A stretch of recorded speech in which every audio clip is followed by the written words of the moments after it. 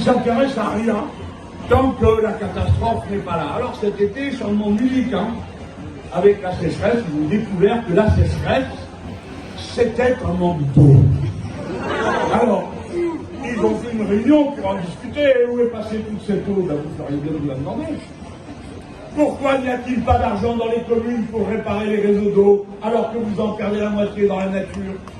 Comment se fait-il que vous n'ayez toujours rien changé à la surexposition des villes aux rayons du soleil qui fait que maintenant on est en train d'arborer, quand on y pense, pour comprendre que c'est le meilleur moyen de refroidir le sol et donc d'empêcher le réchauffement, etc., etc. Je ne vais pas vous parler de l'eau, je vous parle du bruit. J'ai dit que j'en avais marre d'entendre ce bruit. Alors il m'a répondu avec humour. Donc je vais essayer d'en faire autant. Alors on lui pose la question, qu'est-ce que vous en pensez de ce qu'a dit Mélenchon? Évidemment, il ne peut pas en penser du bien. Il dit, d'abord les sirènes, c'est pas que la police. Ça peut être le SAMU, ça peut être les pompiers. C'est vrai. J'en informe M. Mélenchon. J'imagine qu'il le sait. Oui, il parle ou alors il est vraiment anti-police au point qu'il ne regarde par la fenêtre pour voir si c'est vraiment une voiture de police qui passe. Mais alors je l'encourage à dormir la nuit dans ce cas. Ça tombe bien, c'est exactement ce dont j'ai l'intention. Mais pas que moi. Les familles, les enfants qui vont aller à l'école le lendemain matin, les personnes que les réveils soudains exaspèrent. Si je vous parle de ça, ça n'est pas parce que je ne suis pas content, moi seulement, du vacarme qui m'entoure. C'est parce qu'il vous reste à découvrir quelque chose. Le silence qui est dans notre environnement si chèrement discuté. Le silence est un produit désormais réservé à peu de monde. Le silence est une nécessité de l'existence.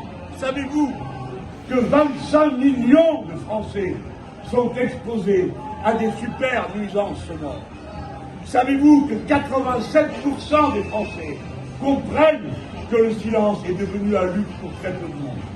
Et que 50% des habitants des cités populaires citent le bruit et l'absence de silence comme la première des pollutions dont ils ont à souffrir.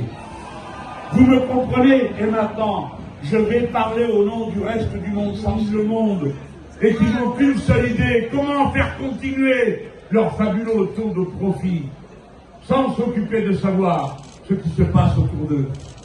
Et quand nous engageons, comme c'est normal dans une démocratie, notre travail d'opposant, parce que nous avons été élus pour ça, et que nous serons fidèles au mandat que nous ont donné ceux qui nous ont élus, députés ou ceux qui nous suivent parce que nous sommes les insoumis de la NUPES. Eh bien alors, il nous est répondu sans cesse par des injures, par des mises en cause. Voyez cette dame, alors que tant de thèmes avaient été mis à l'ordre du jour de la campagne présidentielle par nous, et qu'il ne voulait parler de rien, parce que le prince avait autre chose à faire. Il téléphonait du matin au soir à M. Poutine, avec les résultats fabuleux que vous avez vus. Et maintenant, on s'aperçoit que c'est bien nous qui avions raison de dire le danger le plus grand de la guerre d'Ukraine, c'est pas seulement que la paix est prise à revers par cet envahissement, c'est par-dessus tout que l'humanité tout entière est menacée par ce qui pourrait se produire si l'on tient compte des 17 réacteurs nucléaires, dont celui de Zaporijjie, venait à faillir du fait de quelque agression que ce soit. Alors, le mouvement du sens de la terre et du vent, d'une part, d'autre part, le fait que toutes ces centrales sont installées sur des fleuves qui débouchent directement dans la mer Méditerranée, d'autre part, aboutirait à une catastrophe qui frapperait en définitive la planète entière. Et nous d'abord, les riverains de la Méditerranée, et nous d'abord, qui sommes au contact de la continuité du vieux continent. Alors, quand on lui dit, est-ce qu'il y a un danger, cette ministre de Macron répond oui. Est-ce qu'il faut surveiller? Elle répond oui, ça ne lui coûte rien, d'ailleurs ça a été décidé.